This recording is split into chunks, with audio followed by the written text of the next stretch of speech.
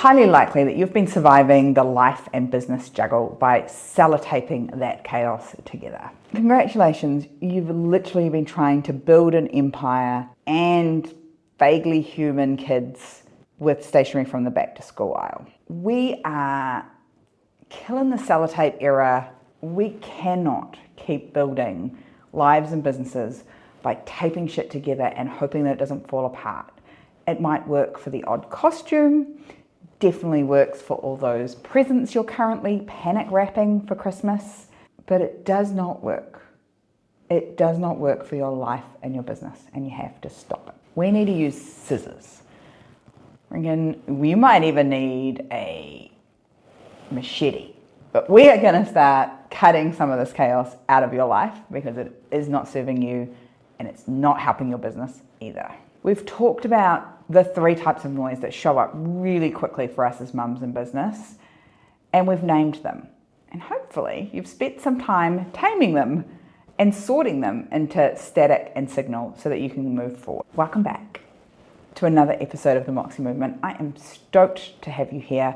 You are probably sliding into Christmas or sleeping off Christmas at this point if you're listening to this just as it goes live. If you're not, know that I'm recording this not long before Santa arrives. I hope you have had or are about to have a fabulous Christmas with your family. We are planning to be home here in Thailand for Christmas. We've got friends coming to visit from another island.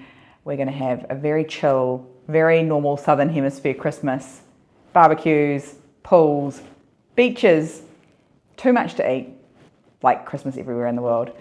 Lots of sleeping, lots of hanging out, lots of games, lots of chatter, and definitely lots of music. I hope your Christmas has been incredible, and it doesn't change what we're going to talk about today, because this season, right now, whether you're listening to this as it goes live or you're listening to it later, is about making sure that you are using your scissors rather than your sellotape to make your business better all the time. No woman has ever built a profitable present business using patch and pray. We can sticky plaster some stuff for a little bit, but it can't be your core strategy. It cannot be. You have to deliberately decide what it is you're building and cut everything else ruthlessly. They look at it and see obsession. And I look at it and I see focus and clarity and devotion to the people and impact that you want to make in this world. What I mean by sellotape is all the yeses that you know deep down in your bones don't work. The things that you've said yes to, that the moment that word came out of your mouth, your whole being screamed.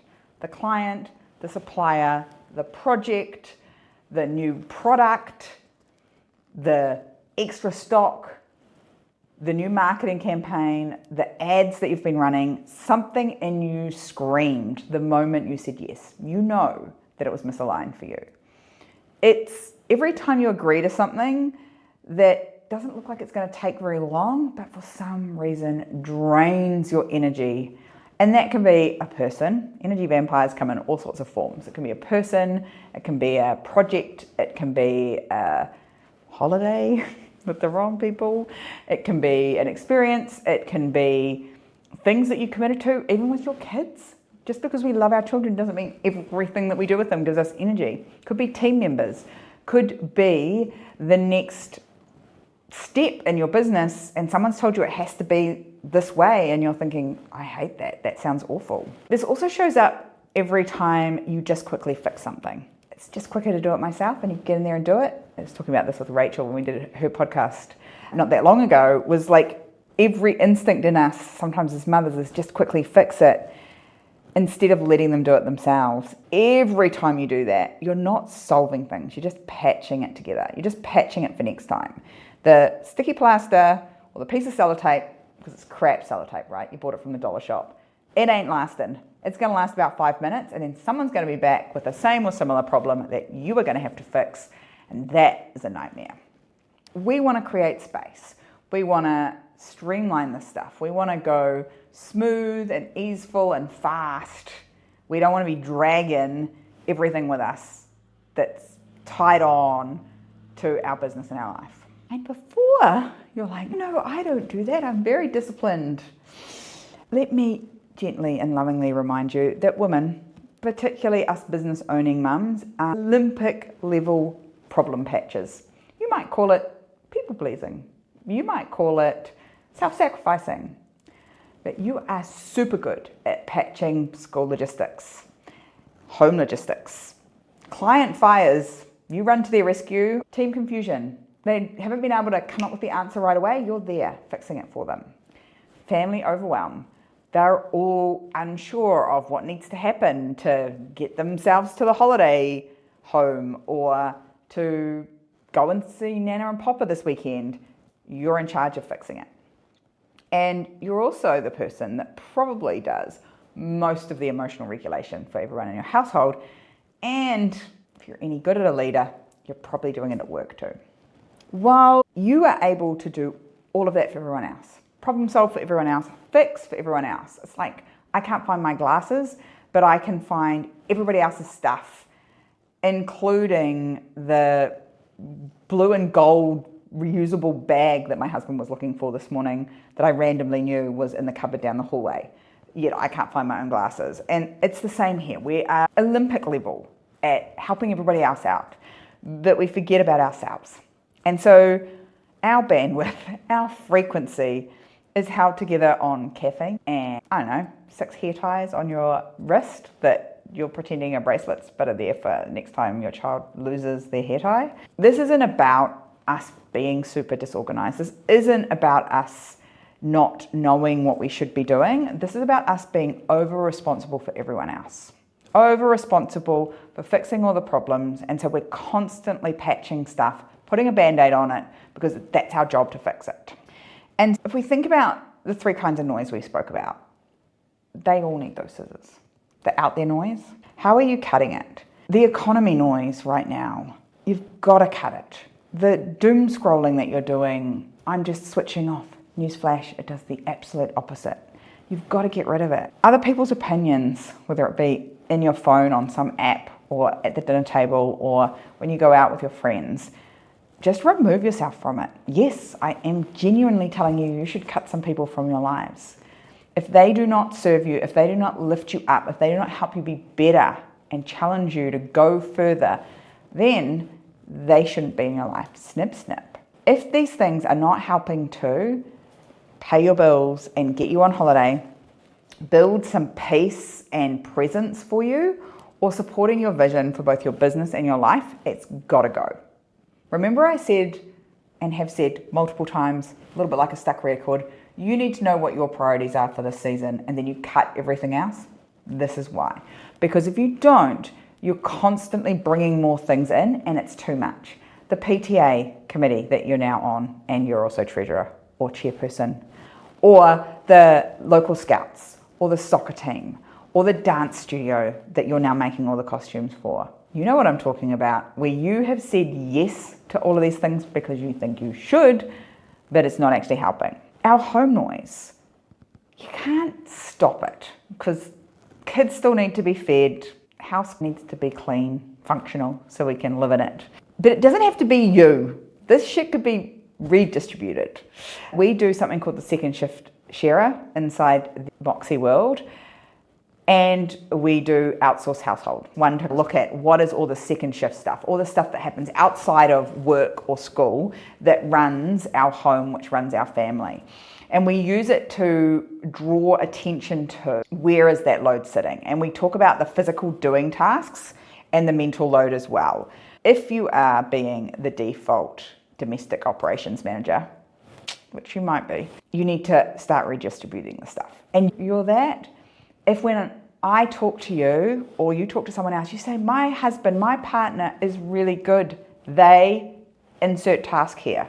Vacuum, they cook dinner, they do the shopping. I could not list everything that Johnny does, physically and emotionally, mental load stuff around the house.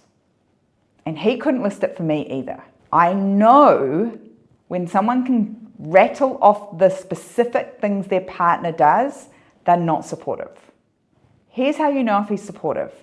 When he leaves, shit gets harder, significantly harder. If when he's away, for whatever reason, for a day, for an evening, for a week, your life better be harder when he's away, otherwise he's not helping. So that's the first person I'm looking to. If there is a significant other in your world, there's another adult that lives in this household, there might even be multiple adults. If you have intergenerational living, you are no longer the default domestic operations manager. You are not the keeper of all their things. You are not their walking Google Calendar for this entire household. These guys have to support. If they're not supportive, you're going to end up being single because it's easier to do it on your own. Also, if you have little people that live in your house, you know, the humans we're raising to be functioning people and go out into the world, they can help too. If any of your children can use an iPad or a phone to entertain themselves, they can help around the house. That means they can use a vacuum cleaner, they can use a dishwasher, they can use a washing machine, a dryer. It means they can definitely sweep the floor. Redistribute that load at home. It should not be you. You should not be the walking Google Calendar. That shit should be on the wall or actually in a Google Calendar somewhere that everyone can access so you don't have to remember everything. Delegate it, hand it off, give it to the other humans in your world. If we want these kids to grow and leave at some point, they're going to need to learn how to do everything you do. Otherwise, God forbid, they'll leave your household and go and be in someone else's household and be the growing ass child in that household that someone else has to take care of. We do not want to be the parent that creates that. Yes, they are going to do it badly. The number of times we re-washed dishes when Scarlett was a kid is off the charts because she insisted on washing the coffee plunger before everything else. And eventually she got old enough that we could explain that that was the last thing to wash, not the first. And now she does the dishes. She stacks the dishwasher, she cleans the dishes off, she puts things away, she does the laundry. Even though this household has a cleaner and a gardener and a pool guy, Scarlett doesn't. Mum and Dad have those things. Scarlett doesn't. And while, yes, the cleaner will do her room once every couple of weeks, she is responsible for keeping it clean and tidy, and she still has to do those other tasks because I do not want to raise a child that when she has to go and live in a shared house somewhere, because she will, can't pull her weight. Let them do it badly until they get better. The only way they get better is to be shit at it to start with. None of us get good at stuff just by not practicing. Everything takes reps. Cutting the out there noise, get rid of the people, get rid of the media, get rid of the apps, the groups, the chats. Home noise, see where it's sitting and redistribute it. So it's not just you doing it. So that the kids are responsible for their own schedule. So your partner's responsible for some of the load. And then internally, we need to do some rewriting. This one's a little bit difficult because we can't just go in there and cut out the bits of the brain that aren't working for us. We do want to start noticing and stopping the stories that we've been repeating. So when you hear yourself do it inside your brain, we're not going to beat ourselves up. We're just going to reframe it. So we say a lot of, I'm bad with, insert thing here. I'm bad with numbers, I'm bad with tech, I'm bad with marketing, I'm bad at, insert the thing here that you struggle with in business or life. And I'm going to catch that in my brain and say, I used to be bad at, insert thing, and I'm working on getting better at it. Really simple, not hard to do. All you have to do is notice it and flip it.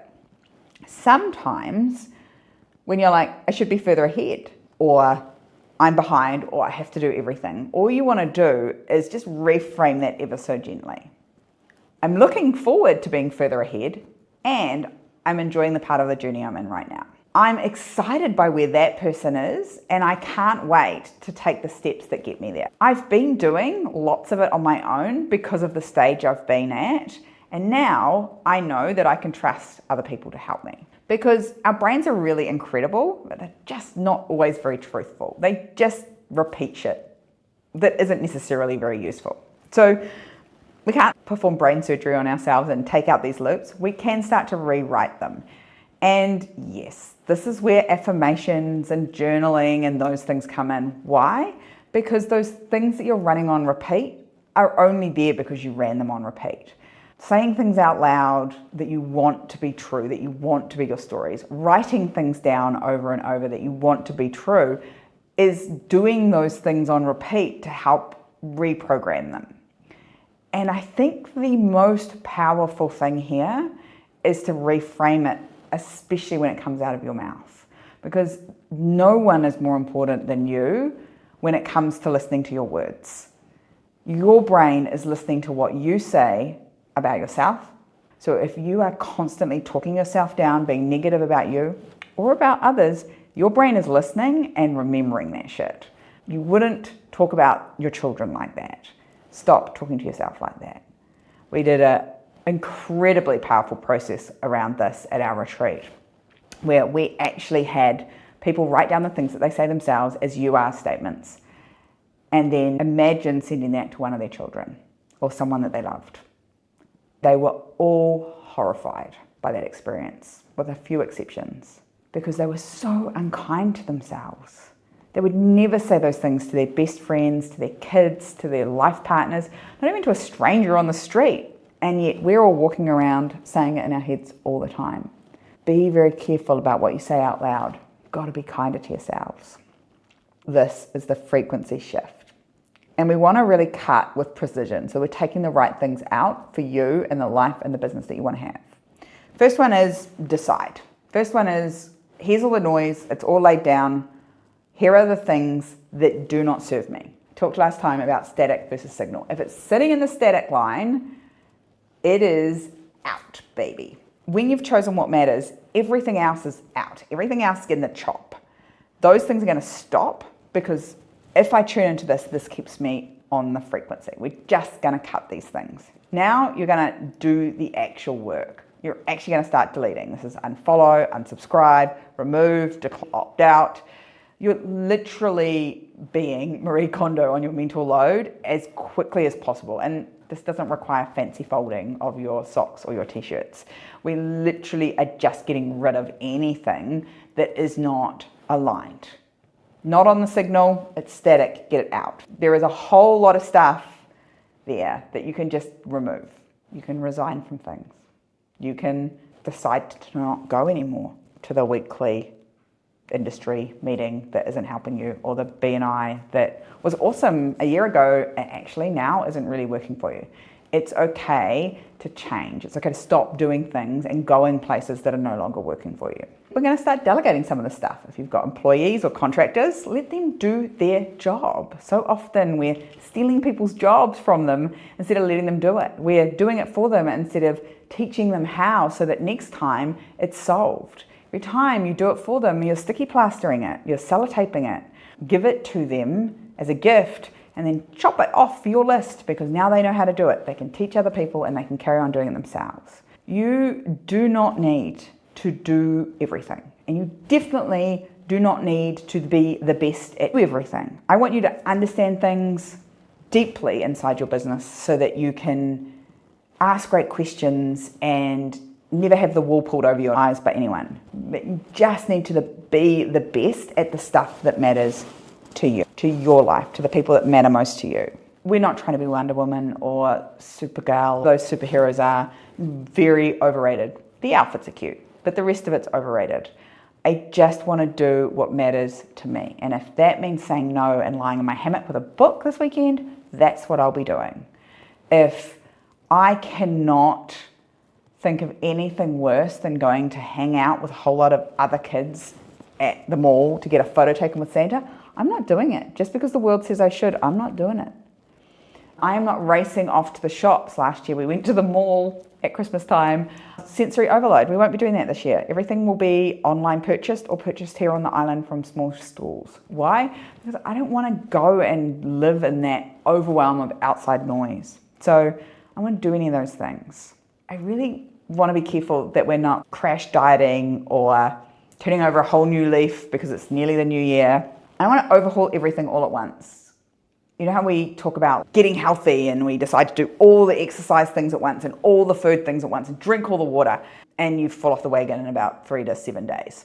It's the same in your business. I don't want you to try and do all of this at once. I want you to pick one area of your house. Do one room a week to declutter and delete and get rid of things each week.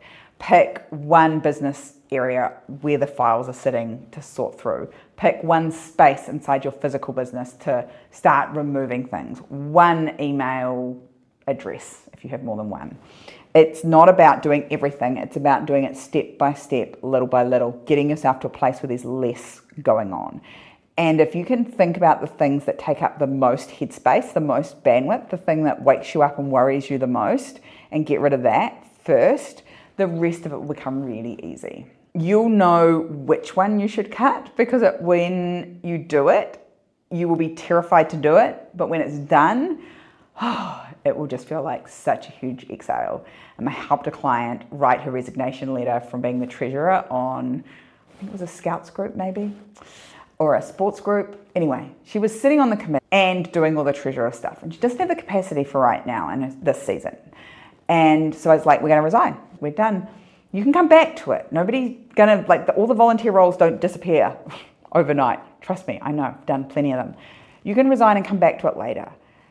That you're not serving them and you're not serving yourself by stretching yourself thin on a project that you don't have capacity with. So I helped her. We wrote the resignation letter while we were on a call the other day, and she hit send and it was done.